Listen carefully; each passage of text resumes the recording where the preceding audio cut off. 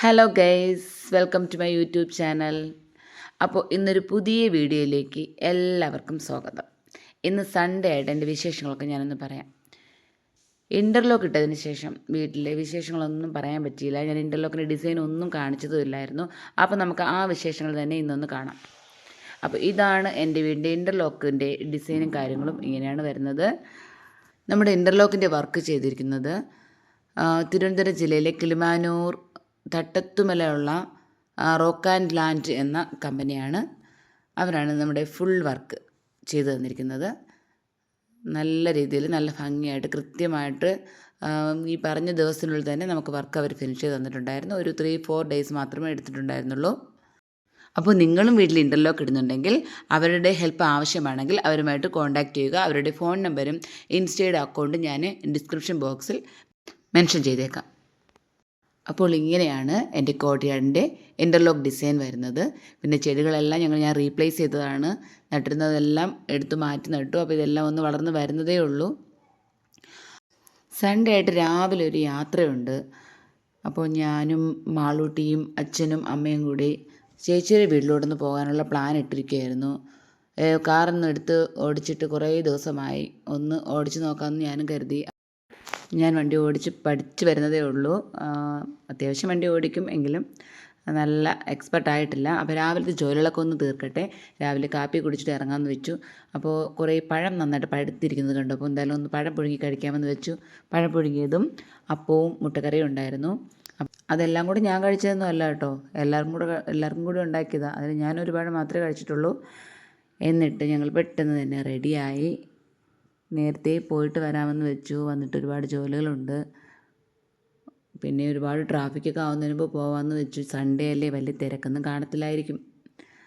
അപ്പോൾ എന്തായാലും ശരി, ഞങ്ങളൊന്ന് പോയിട്ട് വരാം. നാത്തൂൻ്റെ വീട്ടിൽ ഇവിടെ നിന്ന് ഏകദേശം ഒരു 10 കിലോമീറ്ററോളം ഉണ്ട് നാത്തൂൻ്റെ വീട്ടിൽ പോകാൻ. കാര്യേറ്റ് എന്നുള്ള സ്ഥലത്താണ് നാത്തൂൻ താമസിക്കുന്നത്. അപ്പോൾ ഞങ്ങൾ എല്ലാവരും ഒന്ന് പോയിട്ട് വരാം.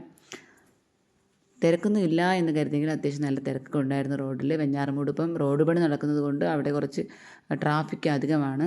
എന്തായാലും ഞങ്ങൾ പോയി അച്ഛനും അമ്മയും കൊണ്ടാക്കി. കുറച്ച് നേരം മാത്രമേ അവിടെ ചിലവഴിച്ചുള്ളൂ. കുറച്ച് കഴിഞ്ഞിട്ട് ഞാനും ആളുടെയും കൂടി തിരിച്ച് വീട്ടിലേക്ക് വന്നു.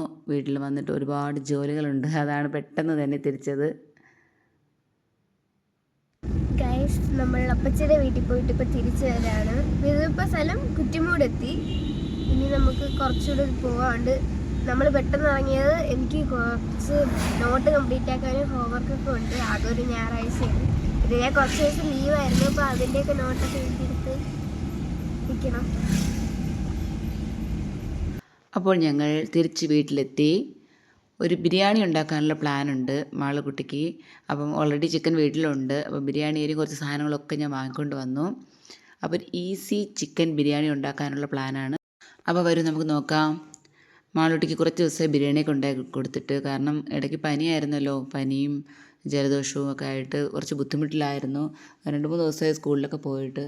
അപ്പോൾ ഇന്നിപ്പോൾ ഞാനിത് ബിരിയാണി ഉണ്ടാക്കാമെന്ന് വിചാരിച്ചു. അവൾക്കാണെങ്കിൽ ബിരിയാണി വളരെയധികം ഇഷ്ടമുള്ളൊരു ഫുഡാണ്. വളരെ കുറച്ചൊക്കെ ഫുഡ് കഴിക്കത്തുള്ളൂ, എങ്കിലും ഉണ്ടാക്കാം. ഇതിനിടയിൽ രാവിലെ ഞാൻ കുറച്ച് തുണി വാഷിംഗ് മെഷീനിൽ ഇട്ടിട്ടുണ്ടായിരുന്നു. എല്ലാം വാഷ് ചെയ്ത് കിടക്കുമായിരുന്നു. ഞാനപ്പോൾ ഇതെല്ലാം ഉള്ള വെയിലത്തുനിന്ന് ഉണക്കിയെടുക്കാമെന്ന് കരുതി. ഇന്ന് നല്ല വെയിലൊന്നുമില്ല, രാവിലെ വലിയ വെയിലൊന്നുമില്ല. കുറച്ച് കഴിയുമ്പോൾ വെയിൽ വന്നോളും. എന്തായാലും എൻ്റെ ജോലി തീർന്നു. അപ്പോഴേക്കും എൻ്റെ ബിരിയാണി റെഡിയായി. എങ്ങനെയുണ്ട് ഗൈസ്? ഞാൻ കുറച്ച് ദമ്മിലൊക്കെ ഇട്ടിട്ടുണ്ടായിരുന്നു കേട്ടോ. അപ്പം നല്ല ചൂടോടെയുള്ള ബിരിയാണി റെഡിയായി. ഏകദേശം ഒരു 1:15 മണിയോളമായിട്ടുണ്ട്. നല്ല ചൂട് ബിരിയാണി കഴിക്കാൻ പറ്റിയ സമയം. അപ്പോൾ എന്തായാലും ഞാൻ കുറച്ച് സലാഡും പപ്പടവും ഉണ്ടാക്കി. ഇനി ചൂടോടെ ഇരുന്ന് ബിരിയാണി ഒന്ന് കഴിക്കട്ടെ. അപ്പോൾ നിങ്ങൾക്കും അവിടെ സമയമൊക്കെ ആയി കാണുമല്ലോ ഫുഡ് കഴിക്കാൻ. അപ്പോൾ എല്ലാവരും ബിരിയാണിയൊക്കെ കഴിക്കൂ, അല്ലെങ്കിൽ ചോറ് കഴിക്കൂ. അപ്പോൾ ഞാൻ എന്തായാലും ഇത് കഴിച്ചിട്ട് ഇനി കുറച്ച് നേരം വിശ്രമം. പിന്നെ മോൾക്ക് പഠിക്കുന്ന ഹെൽപ്പ് ചെയ്യണം. അപ്പോൾ ഓക്കെ, അപ്പോൾ ഇന്നത്തെ വീഡിയോ ഇവിടെ കഴിഞ്ഞു. അപ്പോൾ ഇനി അടുത്ത പുതിയ വീഡിയോയുമായിട്ട് അടുത്ത ദിവസം വരാം. അപ്പോൾ എല്ലാവർക്കും ടാറ്റാ, ബൈ ബൈ, ഓക്കേ.